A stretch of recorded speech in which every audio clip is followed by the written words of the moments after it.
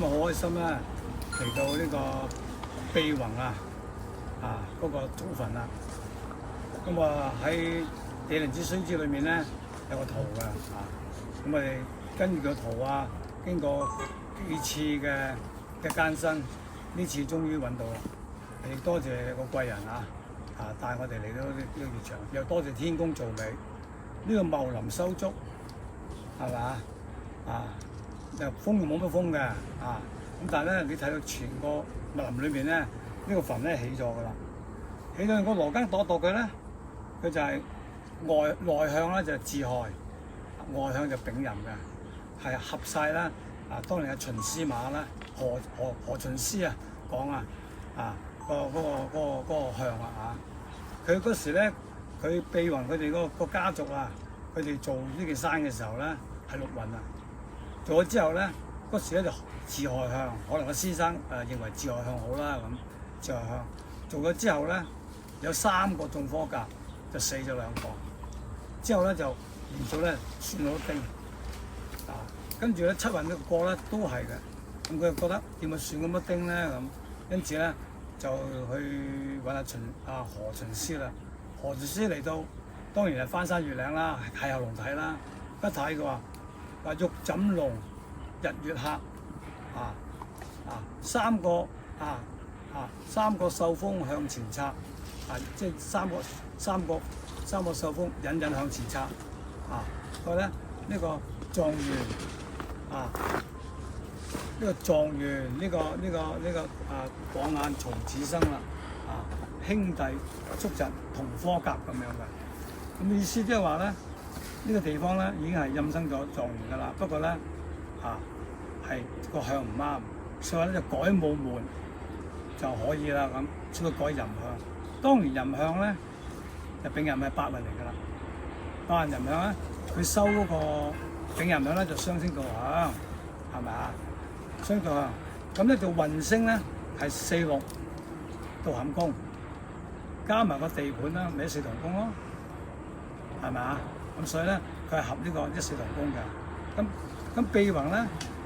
係咩？秘宏個命宮咧就1白命，秘宏咧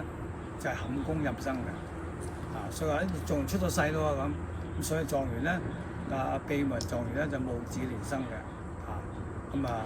咁就後期做咗狀元係三代呢個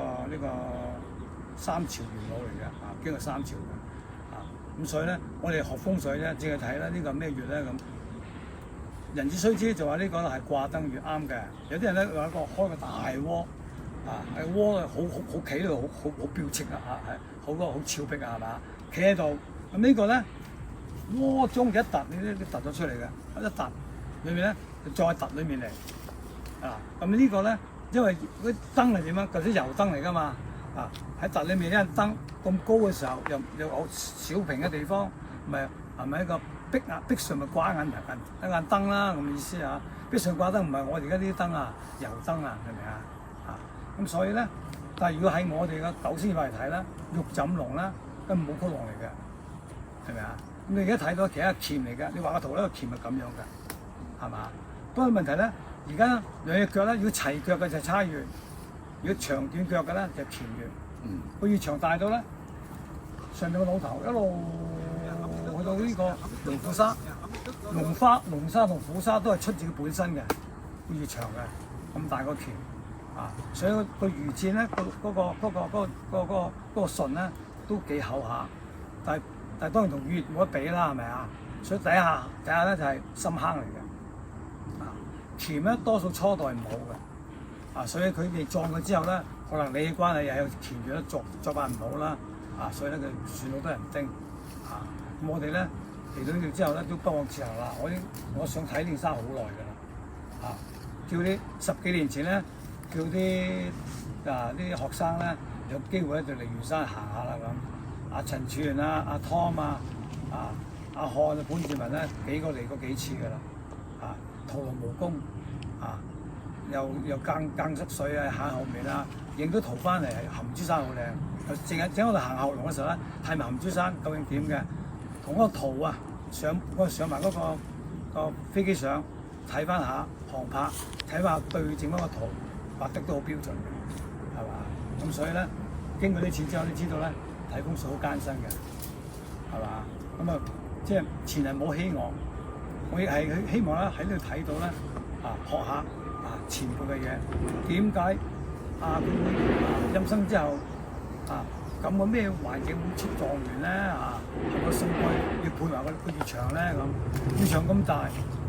同阿朱熹嗰度咧就爭得遠啦，係嘛？嗰度咧乜都冇嘅，可能佢做佢可能佢係文革以後咧破壞咗之後咧，佢個墳咧已經係失敗咗，唔知喺邊度嚟。佢為咗做旅遊紀念咧，先起翻個墳咧，就當一個紀念咁樣。呢度咧原裝原貌，冇破壞，係多啲竹靠啲竹咧，我哋咧有個熟人帶我哋咧先嚟得到，因為咧睇個龍脈點上山上山要開路噶嘛，我哋冇工具算好彩，又海好天，係咪咁咧你就睇嗱，你呢個經驗俾我哋睇咧。潛住可以大到咁㗎，有幾大係嘛？我就帶佢睇咧，細到幾細，係都好細嘅，細到啱嘅個夠抽個金都有嘅啲潛住，所以咧呢個魚場咁大面積係咪啊？咁咧雖然咧就辛苦啲係嘛，啲同學又跌倒成下，但係你不枉此行嘅咁就我哋陣間行過後龍望一望好唔好就係咯，咁擺嚟仲咪睇埋飛機上印證翻個圖。你知道咧，即係開個大面，好似真係一個好大個窩咁㗎。你去話咧鉗中開窩都得嘅。佢因為佢唔係一個純正嘅武曲龍嚟嘅，佢係兼帶呢個左輔亦兼帶呢個巨門嘅氣嘅。所以咧巨門咧係圓㗎嘛，所以咧佢鉗中開鉗係直鉗㗎。佢呢個鉗咧個頂係圓㗎，個窩圓嘅，即係伸隻腳出嚟。咁你所以個圖咧畫出嚟就係上面圓，但係佢腳係直嘅咁樣。咁呢個係真係以九星嚟講咧，都係歸類乾月嘅，好冇？咁我哋就行翻月場嗰度，再行去後龍嗰度望一望啦，好唔好啊？盡興而歸啊反正有時間之後，我哋再行下秘宏嗰個博物館，睇下佢生命嘅事蹟，好冇？就此就算同佢告別啦，好唔好？咁。